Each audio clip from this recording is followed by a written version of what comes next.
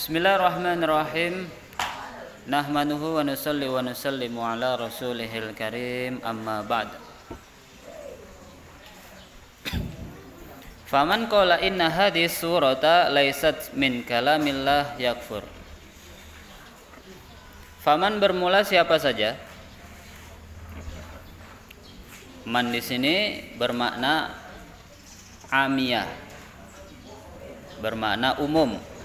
Walaupun man adalah kalimatnya ma'rifat ya. Man itu termasuk isim ma'rifat. Isim ma'rifat itu isim yang tertentu. Tapi di sini kalau secara kaidah fikihnya man di sini adalah adatul amiyah. Adatul amiyah itu lafadznya ma'rifat tapi artinya umum. Siapa saja. Siapa saja, laki-laki, perempuan, dari manapun dia, negara apapun masuk dalam kalimat man ini. Faman bermula siapa saja? Faman bermula siapa saja?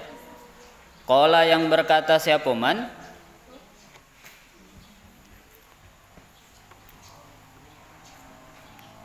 Apa yang ia katakan? Inna hadhihi surata, akan sesungguhnya inilah surat yang ada di dalam Al-Qur'an. Nah, di sini ada alnya. Alnya nih al li ahdi dzikri namanya. Al li ahdi dzikri itu al yang ketika orang membaca maka orang itu akan tahu atau faham bahwa yang disebut dengan as-surah di sini adalah surat-surat yang ada di dalam Al-Quran.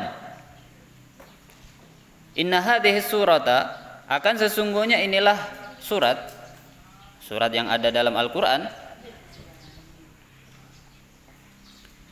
Itu laisat, bukanlah.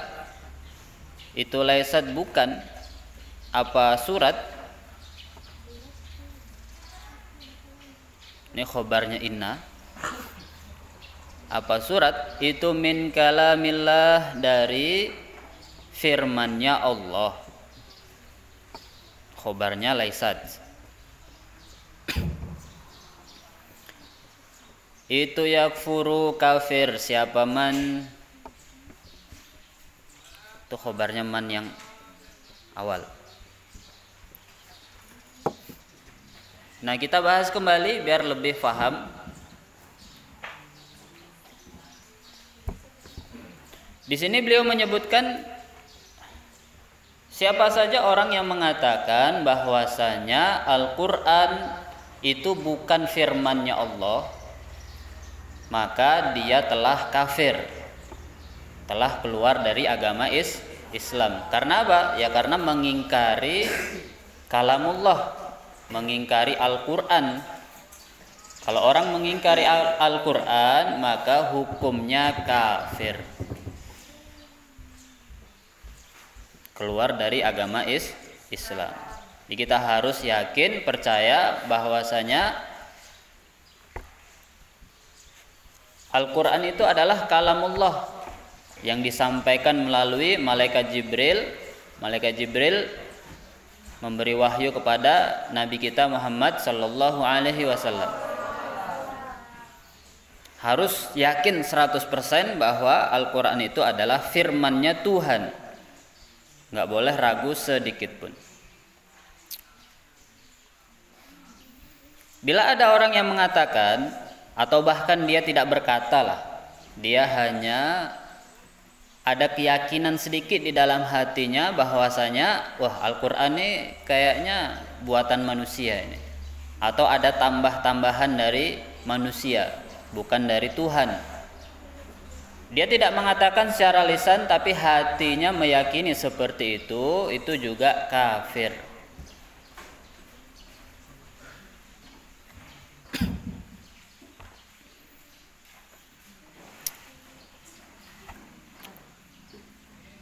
Sampai sini ada pertanyaan? Wa kalamullah, bermula kalamnya Allah.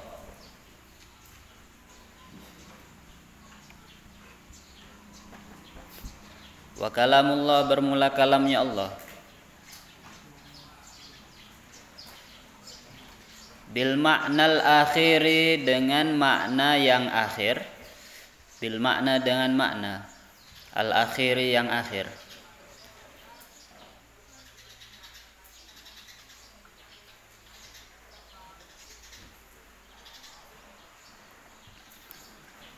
Itu hadisun baru. Itu hadisun baru.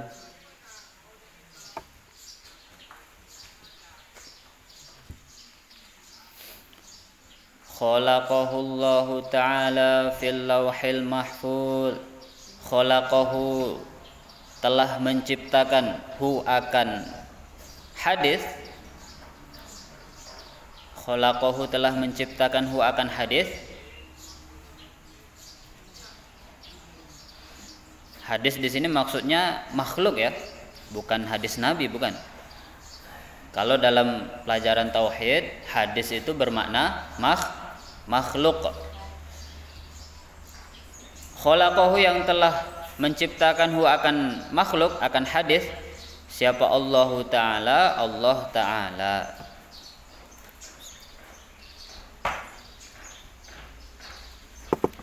Fil lauhil mahfuz, dalam lauhul mahfuz.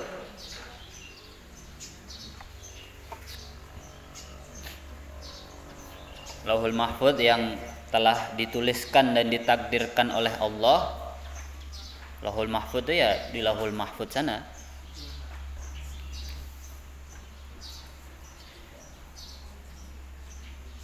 Wa ja'alahu, dan menjadikan siapa Allah hu akan hadis,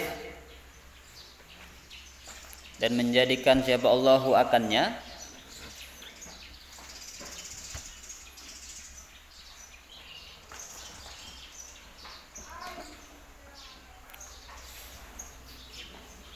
itu dalam menunjukkan alama atas perkara, alama atas perkara, ya dulu yang menunjukkan,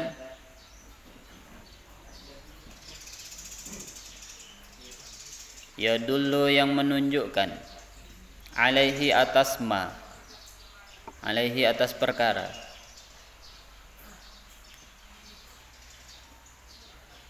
Apa kalamuhu firmannya Allah? Apa kalamuhu firmannya Allah? Al-qadimu yang terdahulu.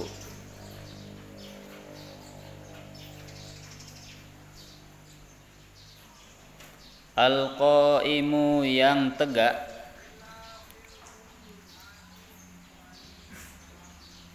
Bidzatihi ta'ala, dengan zatnya Allah Ta'ala. Nah, diperhatikan.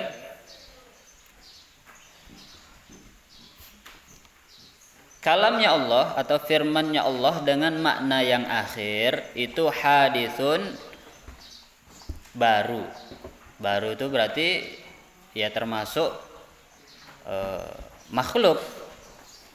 Kalau misalnya ada hurufnya, ada suaranya seperti yang kita baca dalam Al-Quran, yang tadinya di Lauhul Mahfuz sebelum Allah turunkan kepada malaikat Jibril terus kepada Nabi Muhammad, itu tanpa huruf dan suara aslinya.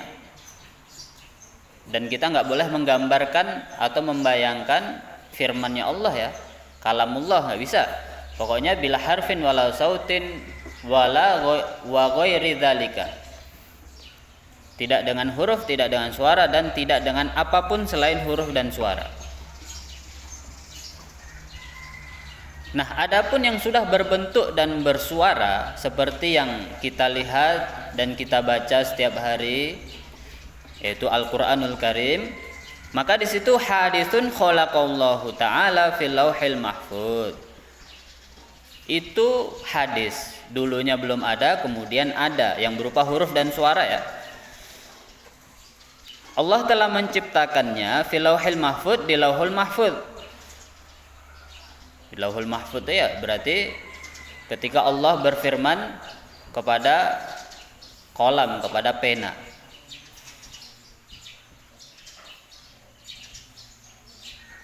Yang disebutkan, diceritakan dulu ketika Allah ingin menciptakan segala sesuatu, maka Allah berfirman kepada kolam, kepada pena, uktub, tulislah. Maka pena tersebut menulis takdir yang akan terjadi.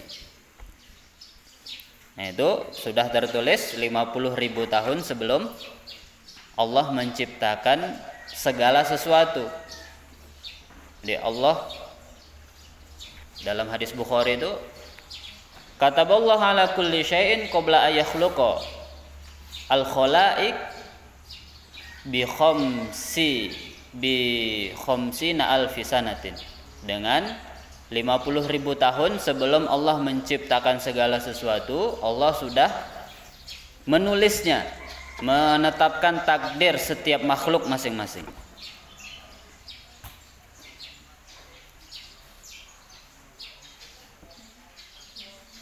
Nah, itu yang disebut dengan Lauhul Mahfuz. Wa ja'alahu dallan 'ala ma yadullu 'alaihi kalamuhu al-qadimu al-qa'imu bi dzatihi ta'ala.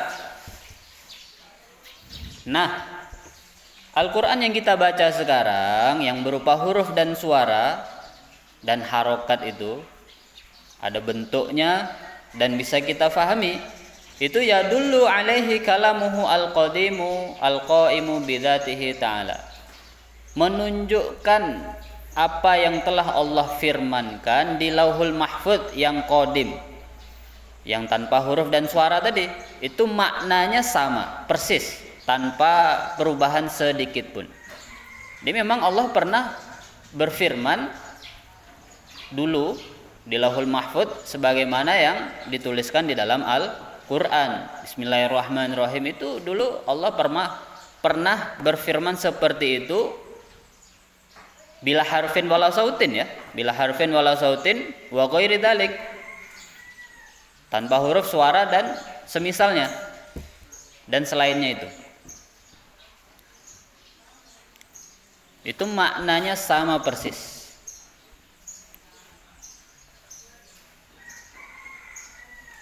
Di sini disebutkan hadisun khalaqallahu ta'ala fil lauhil mahfuz. Yang disebut makhluk adalah Al-Quran yang sudah berbentuk huruf dan suara.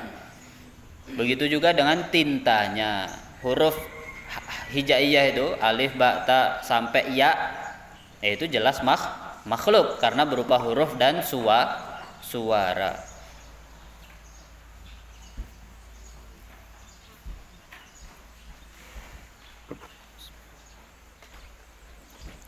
Maka yang dimaksud Imam Syafi'i kemarin ketika ditanya apakah Al-Quran itu makhluk, beliau menunjuk yang ini, maksudnya yang ini itu ya Al-Quran yang sudah berupa huruf dan suara dan kertasnya, tintanya, yaitu makhluk.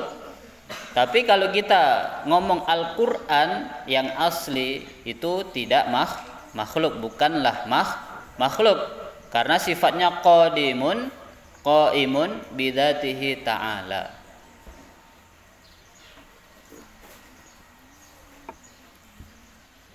Karena itu firmannya Allah. Firmannya Allah itu bukan makhluk.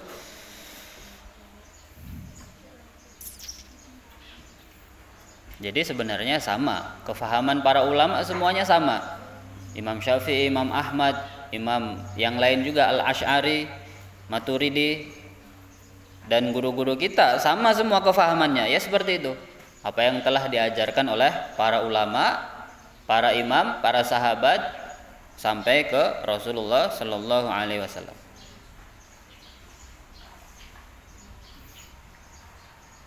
Jadi intinya dasar dari akidah kita, akidahnya ahlu sunnah wal jamaah adalah ayat laisa kamitslihi syai'un. Laisa kamitslihi syai'un. Tidak ada yang serupa dengan Allah satupun apapun itu. Sedikit pun enggak serupa. Nah, itulah akidah dasar dari ahlu sunnah wal jamaah. Maka kalau ada orang yang mengatakan Allah itu punya tangan, Allah itu punya kaki, Allah itu punya badan, punya leher, punya kepala dan sebagainya. Nah, itu termasuk orang-orang yang sesat. Nah, bagaimana Ustaz? Itu dalam hadis banyak disebutkan, yadullah ma'al jamaah. Tangannya Allah beserta orang yang berjamaah. Ini hadisnya sahih, berarti Allah itu punya tangan. Enggak begitu. Hadis ini tidak menunjukkan bahwasanya Allah itu memiliki tangan, enggak. Ini sering dipakai oleh orang-orang yang mujassimah. Orang-orang yang suka menjisimkan Tuhan, suka menyamakan Tuhan dengan makhluknya. Ya, ini enggak benar. Maksudnya yadullah ma'al jamaah, maksudnya adalah rahmatullah. Rahmatnya Allah itu beserta dengan jamaah. Ini namanya majas. Namanya apa? Majas. Yang mana majas itu ya sering kita pakai di keseharian kita. Dalam kehidupan kita sehari-hari itu banyak menggunakan kata-kata majas. Ya contohnya seperti kemarin. Orang lagi masak beras. Ketika ditanya ibu di rumah itu, ibumu di rumah, lagi masak apa, Bu? Jawabnya pasti masak nasi. Padahal bukan masak nasi tapi masak beras. Nasi itu sudah masak, sudah matang. Lah jadi nasi itu, sudah jadi nasi itu. Tapi masih dibilang masak nasi, itu namanya majas.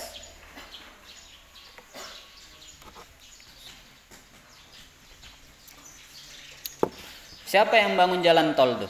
Siapa? Yang bangun jalan tol di Sumatera itu?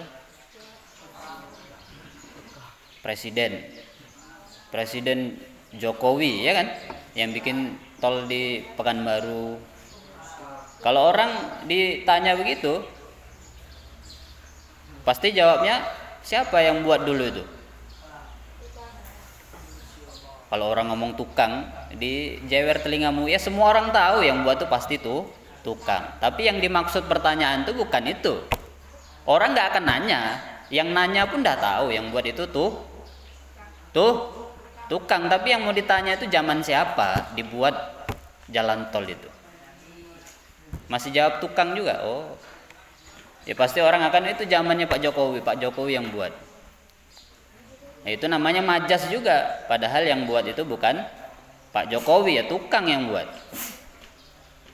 Tapi esensi dari pertanyaan tersebut, maksudnya pertanyaan tersebut, yang nanya pun tahu juga yang buat tukang, ngapain nanya lagi. Tapi pertanyaan tersebut tujuannya adalah zaman siapa jalan tol itu dibuat. Maka umumnya orang akan menjawab ya zamannya Pak Jokowi, ya kan gitu. Ya nanya juga tahu oleh yang buat tukang. Gak mungkin dokter yang buat, mana Bu?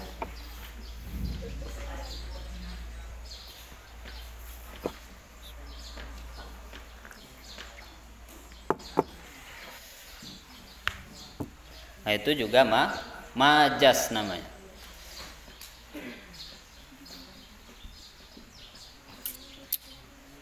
Dan banyak ayat-ayat yang lain yang menjelaskan Allah itu seperti makhluk, yang digunakan dalil-dalil ini oleh orang-orang yang suka menyamakan Allah dengan makhluk.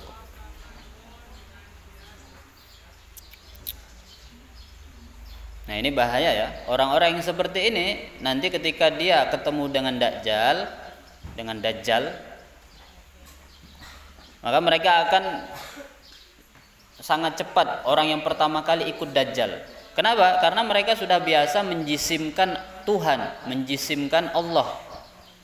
Allah itu punya kepala, punya tangan, punya kaki, punya pundak. Nanti ketika Dajjal turun, Dajjal itu bisa apa aja ya. Bahkan orang yang miskin langsung dikasih kaya bisa Dajjal. Dia bisa memberikan emas segepok-gepok, segunung bisa dia. Itu Dajjal. Saking hebatnya sihirnya dia, bahkan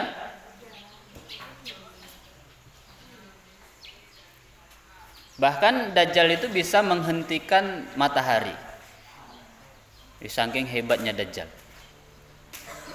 Makanya dalam hadis itu disebutkan satu hari Dajjal itu, satu hari pertama Dajjal itu sama seperti setahun. Kenapa ya? Matahari itu seolah-olah dihentikan sama dia. Satu hari itu rasanya kayak setahun, panas nih minta ampun. Wah, ini udah kayak rasa setahun ini. Itu saking hebatnya sihirnya Dajjal. Dajjal nanti ketika dia ngaku Tuhan kepada orang-orang mujassimah, orang-orang Islam yang menyamakan Tuhan dengan makhluk, itu akan mudah percaya. Oh iya, memang Tuhan saya kan punya tangan, kata dia. Tuhan saya punya kaki, punya kepala. Ini orang ini hebat nih, nggak mungkin manusia bisa menghentikan matahari. Langsung akan ikut dengan Dajjal. Ini orang-orang mujassimah. Tapi kalau orang yang ahlu sunnah wal jamaah, dia akan faham bahwasanya Allah itu tidak akan sama dengan makhluk sedikit pun apapun itu. Sehebat apapun dia, sekuat apapun dia, sepintar apapun dia, kalau masih mirip dengan makhluk, maka itu bukan Tuhan. Ini kalau orang ketemu dengan Dajjal, ahlu sunnah wal jamaah, dia ngaku Tuhan, enggak lah, Tuhan saya enggak persis sama makhluk kok. Nah, dia akan selamat dari fitnah Dajjal.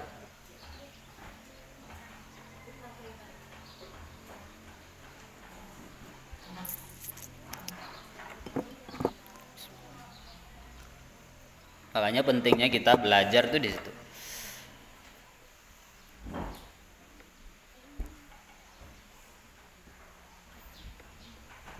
Maninda soal?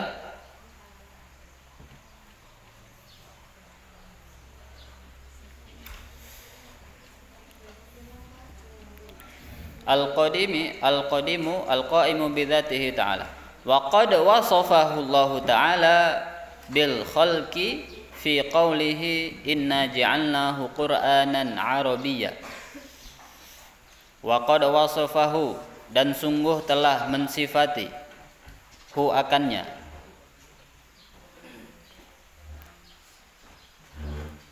wa qad wasafahu Allah, dan sungguh telah mensifati hu akannya.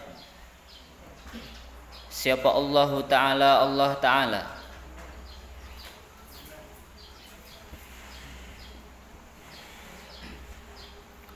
bil khalqi, dengan makhluk,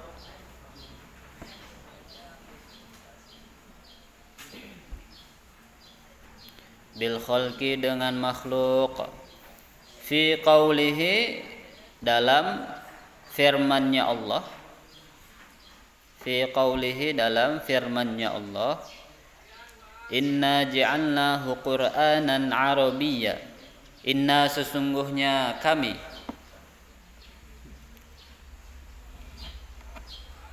ini sama, inna ini mu'dham li nafsih, mu'dham nafsah, atau mu'dimu nafsahu. Itu ja'alnahu, menjadikan siapa kami, hu akan Quran,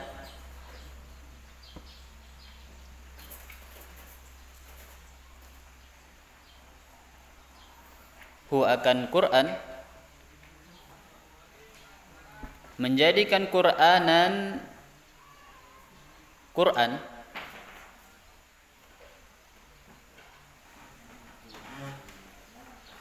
menjadikan Quranan, Quran Arabian, yang berbahasa Arab, Arabian yang berbahasa Arab. Ay khalaqnahu, maksudnya kami menciptakannya. Ay khalaqnahu, maksudnya kami menciptakannya dengan berbahasa Arab.